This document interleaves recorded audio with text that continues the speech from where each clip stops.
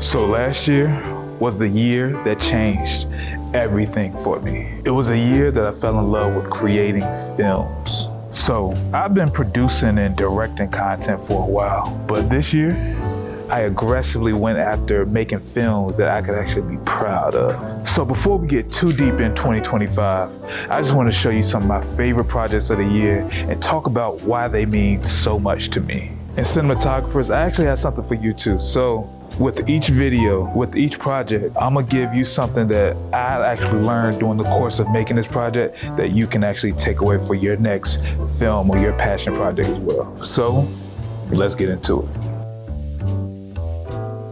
The first video that changed a lot of things for me was last year around this time, and it's my wife's The Wait Is Over documentary. Nervous because it's bloating week for me, so sometimes that affects my numbers. So this came out last January, and I remember this project because this was the first thing that I decided to do after I had my whole breakdown and going to therapy. And during that time, I was told that I wasn't attached to any of the work that I do and that I need to find something to do for fun. And I talked about this in a previous video, and I'll make sure that video is attached, somewhere up here so you guys can kind of watch that, as well as the documentary. I'll put that in the description. But during this time, my wife was actually on her diet because she had gained a little bit of weight from having our daughter, and she wanted to kind of get back down to her pre-baby size. So she went on a diet, a dope program that she was on that helped her lose a lot of weight. And we were both kind of in this crossroads of life. And I was like, you know what? While she's in her crossroads, let me go ahead and just kind of document the process of what this looks like. So she would get up early and weigh herself. I would get up and film that. She would be on these calls. I would film that. She would be eating all these different types of food. I would film all that. And with this project, one thing that I wanted to do was to do it in a completely opposite way of how I normally would shoot something. I would shoot something for clients. So I love black and white videos. I love the movie Malcolm and Marie. So I was like, let's shoot the whole thing black and white. Like, even in the color profile on my camera, I changed it to black and white because that is what I wanted everything to be shot on. And this was the first program that I used my video production tracker to kind of lay everything out just so I could see it beforehand. So this is probably the first video that I started a pre-production process. So that is kind of monumental for me as well. Also at the time, I was super heavy into like Dodfer films. If you don't know who Dodfer is, he's a dope YouTuber on YouTube, and he produces like some high quality films on YouTube. So check him out if you haven't done so already. But he also adds like little inserts into his videos to kind of make them stand out. So I like, let me try to add some of those, and it made it stand out. That's not necessarily my type of videos that I like to produce, but in that moment, I found something to kind of help make it stand out. So I did those. So I think one of the things that I like to take away from this video is sometimes some of the simplest stories that are around are some of the best stories. And on top of that, you can always elevate simple stories by just adding in your own personal touch to it. So for this one was the Dodfer inserts, making it black and white. And I feel like that made a story that I would have just normally just shot regular into something that really stood out and really was just a powerful piece of work. So that was the first video.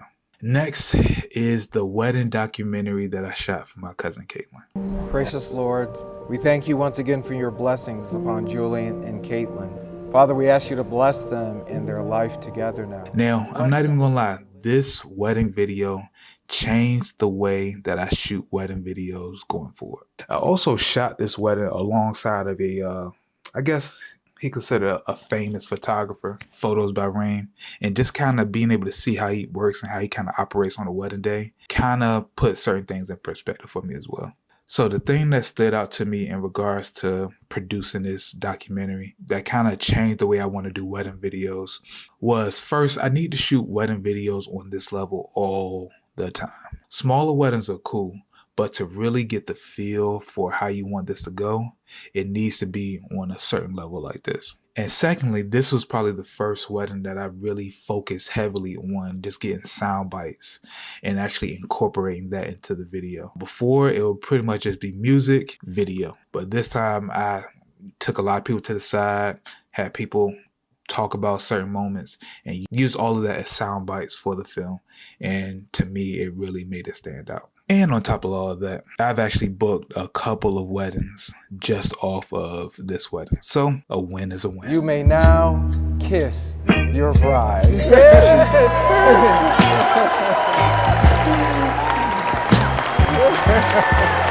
So my next video is the spec ad that I did for Palmer's cocoa butter. So I did this video because I told myself that I want to start shooting commercials. And before, I would shoot quote unquote commercials, but they look nothing like commercials that I saw on TV, nor the commercial that I actually wanted to shoot. But for this one, I wanted to put together a commercial or a film that looked like something that the brand would want to actually share on their social media. So with that, I actually looked at that brand's social media, looked at the videos that they actually post, and say, how can we shoot something that's very similar to this video? And so I mapped out the video. I got with Candace, who you've probably seen countless times on this channel, used her as a model.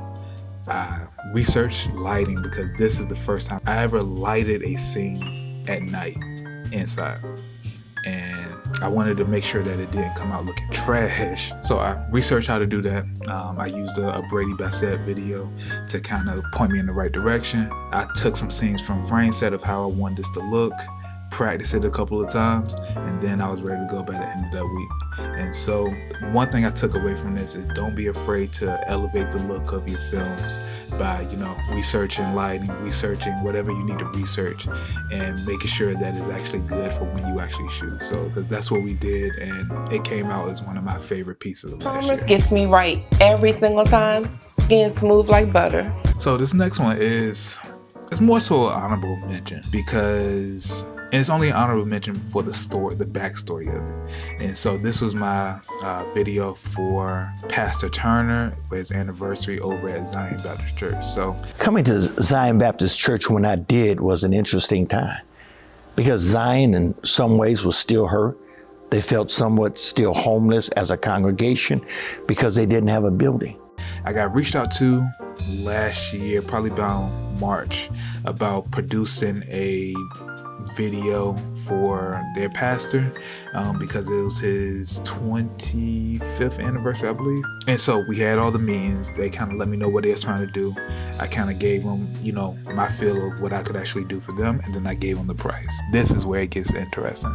So I gave them the price, and then maybe a week or so later, one of the older members reached out to me and was like, hey, can you lower the price? I'm like, did the scope of the project change a little bit? They're like, no, we just want to see if you can lower it.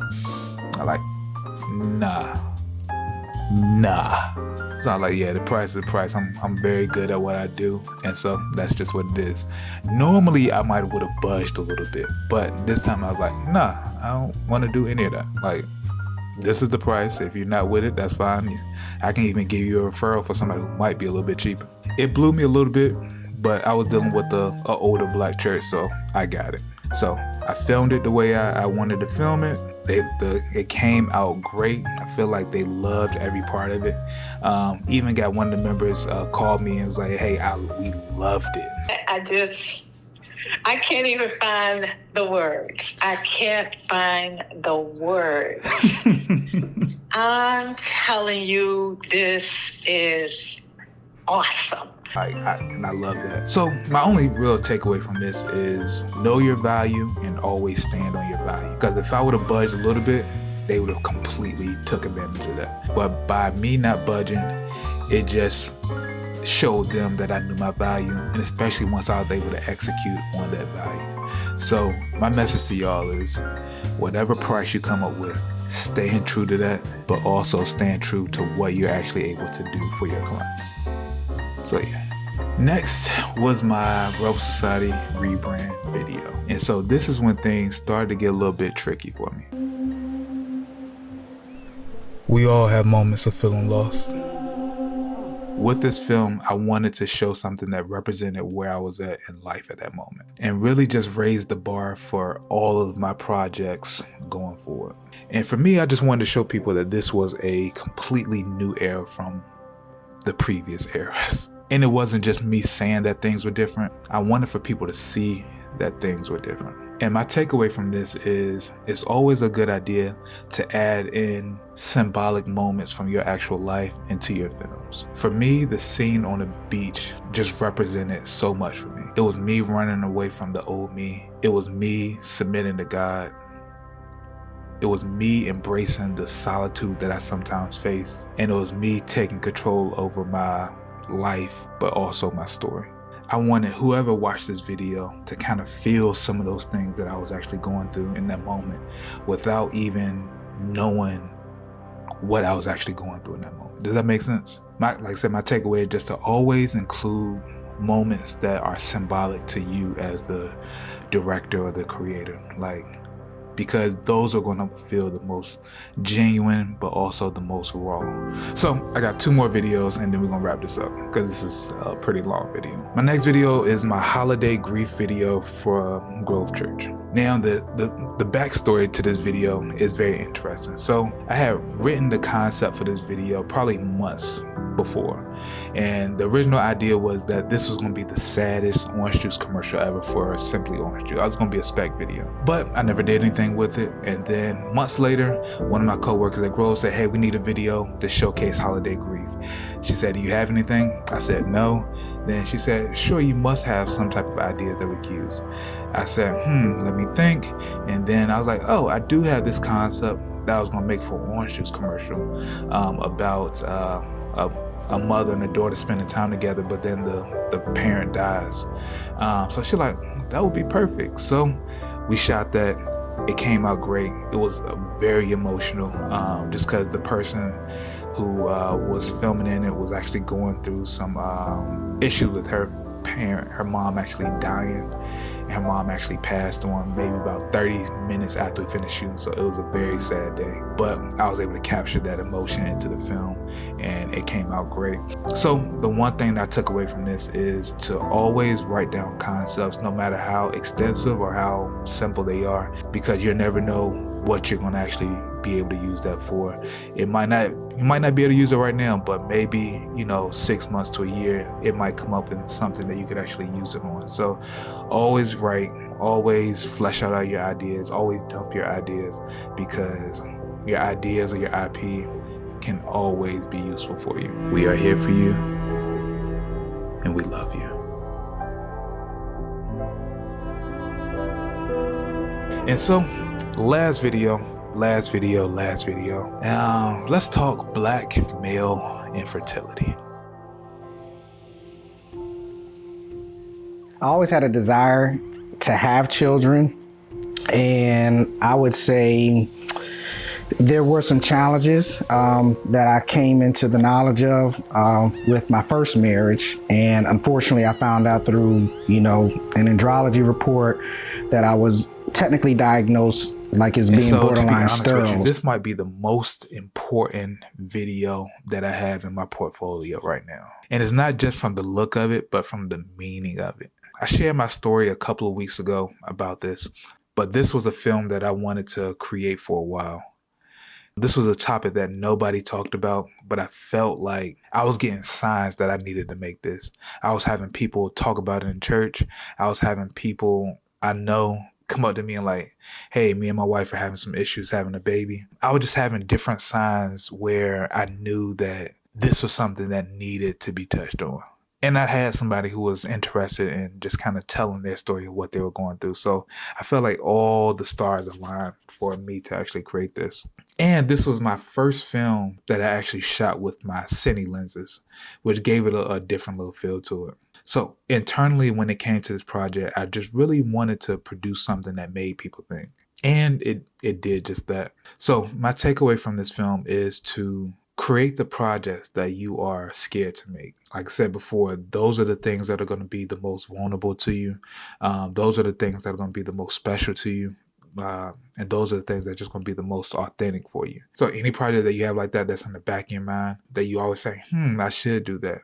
Well, you need to go ahead and make those, because those are the ones that people are going to love, and most definitely they're going to appreciate from you. So for me, those are the type of projects that I plan on making a lot in 2025. So like I said, I feel like this is a very, very, very long video, but I feel like before we go into 25, we just need to sit back, take a look at 24. I've been doing a lot of mapping out of how I want things to go, how I want this channel to go, how I want my company to go, how I want this community to grow. So I feel like it's important just to kind of reflect on some of the magic that happened in 24 for me. So get ready for some awesome videos in 25. I feel like I plan on doing a lot more traveling, even if it's just to check out spots that I haven't seen before, as well as showing you a lot more behind the scenes of building out this company, hanging out with friends, hanging out with other creators, just doing a lot more different things. So you might not see me behind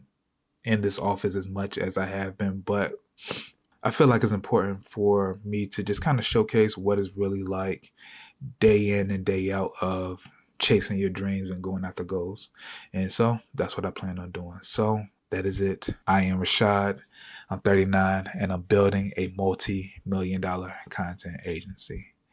And Zion, Daddy loves you.